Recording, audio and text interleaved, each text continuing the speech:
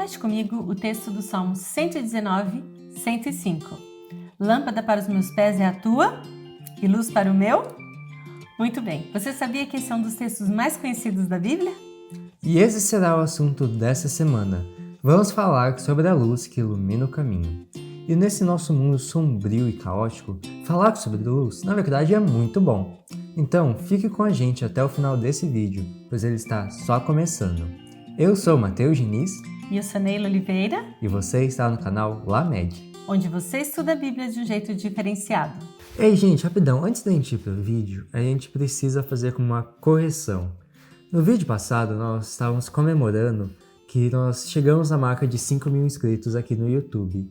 E nós agradecemos a todos vocês que participaram aqui conosco, mas nós esquecemos algo muito importante, que é, na verdade, a razão de nós estarmos comemorando, a razão de nós termos esse ministério. Nós queremos agradecer principalmente a Deus por termos atingido essa marca. Embora nós ficamos felizes por alcançar 5.000 inscritos, nós não fazemos esse vídeo em busca de ter muitos inscritos, mas sim para espalhar a mensagem de salvação para o máximo de pessoas possível. E o nosso ministério existe para honrar e louvar o nome de Deus. E agora sim, vamos para o vídeo. Você sabia que a Bíblia está no Guinness como um dos livros mais vendidos de todos os tempos? Mas apesar disso, a Bíblia não tem sido um dos livros mais lidos de todos os tempos. O que é uma pena. Mesmo sendo raros, os lugares em que a Bíblia é valorizada têm mostrado uma diferença enorme no estilo de vida das pessoas.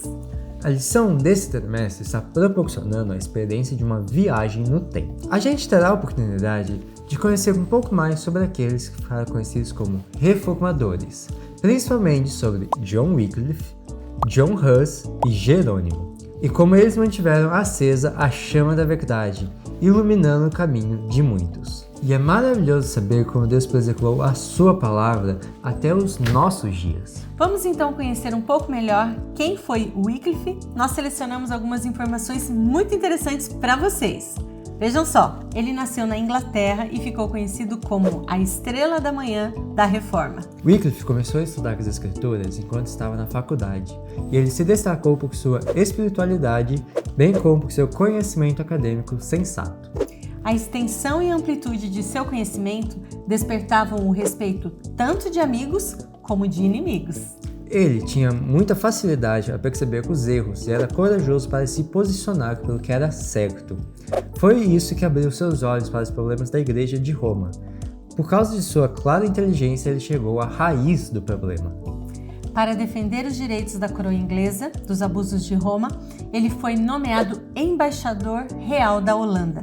Entrou em contato com os religiosos da França, Itália e Espanha e descobriu muitas coisas e defendeu sem medo as Escrituras. A influência de Wycliffe ajudou a moldar as crenças da nação. Determinado a espalhar a luz por todas as partes da Inglaterra, Wycliffe organizou um grupo de pregadores. Eram homens simples que amavam a verdade. Eles pregavam nos mercados, nas ruas das grandes cidades e nas estradas dos campos, anunciando a todos as boas novas da graça de Deus. Mas a maior obra da vida de Wycliffe foi a tradução da Bíblia para o inglês, para que todos na Inglaterra pudessem conhecer as maravilhosas obras do Criador. E veja só o que é descrito a respeito de Wycliffe. Wycliffe colocou nas mãos do povo inglês uma luz que nunca se apagaria. Fizera mais para abrir as cadeias da ignorância, libertar e elevar seu país do que qualquer vitória no campo de batalha havia realizado até então. Você pode ler no capítulo 5 do livro Os Resgatados mais sobre a vida e a morte de Wycliffe. E algo muito interessante também sobre como ele influenciou grande parte do mundo. Você vai ler esses detalhes mostrando que mesmo depois da morte de Wycliffe, 40 anos depois, alguns ainda estavam com ódio no coração. E eles exigiram que os ossos de Wycliffe foram queimados em público e as cinzas fossem lançadas num riachinho que levou para um outro rio e outro até que desagou no oceano, e as cinzas então foram espalhadas para o mundo inteiro. Na verdade, esse foi só um reflexo, uma ilustração de onde a influência de Wycliffe chegou, mas isso você precisa ler com os detalhes. E os outros heróis? Tá bom, então vamos falar um pouco mais sobre John Huss. Você já ouviu falar da Boêmia? Não, eu não estou falando da boemia dos escritores que passavam as noites nos bares. A Boêmia era um país da Europa, que hoje é algo que faz parte da República Tcheca. Ele nasceu num lar bem humilde e ficou órfão do pai quando ainda era criança. A mãe de Hus era uma mulher muito devota, que acreditava na educação e no temor a Deus. Por isso, ela fez todos os esforços possíveis para proporcionar isso a seu filho. John Hus foi estudar na Universidade de Praga e logo chamou atenção por seu rápido desenvolvimento. Ele era muito sincero e admirado por sua bondade. Após concluir seu curso universitário, Hus se dedicou ao sacerdócio.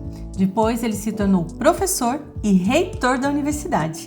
Isso trouxe muito orgulho para o seu país. Tudo estava indo muito bem para Hus, mas um dia ele teve contato com os escritos de Wycliffe e ficou impressionado. E tem uma história muito interessante de como a atenção de Hus foi atraída para a verdade. 2 pregadores, que também eram artistas, pintaram 2 quadros e os colocaram onde muitas pessoas passavam. Um dos quadros representava a entrada humilde de Jesus em Jerusalém, seguida por seus discípulos. E o outro representava uma procissão onde o Papa entrava numa cidade cheia de pompa, com suas ricas vestes e a tríplice coroa na sua cabeça, e na sua frente os trompetistas, seguidos pelos cardeais e os padres.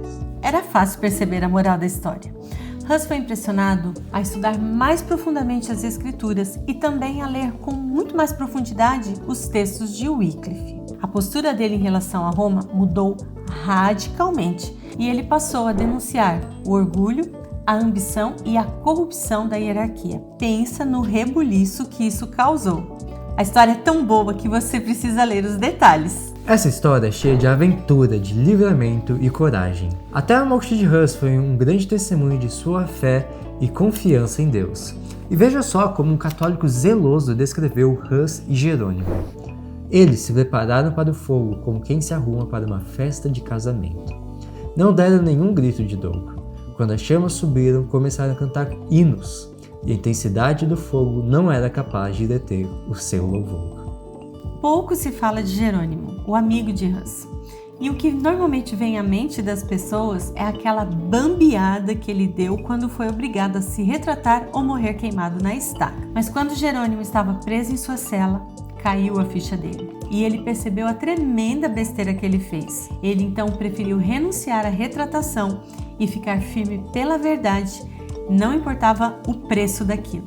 Jerônimo teve uma postura muito nobre diante dos seus juízes.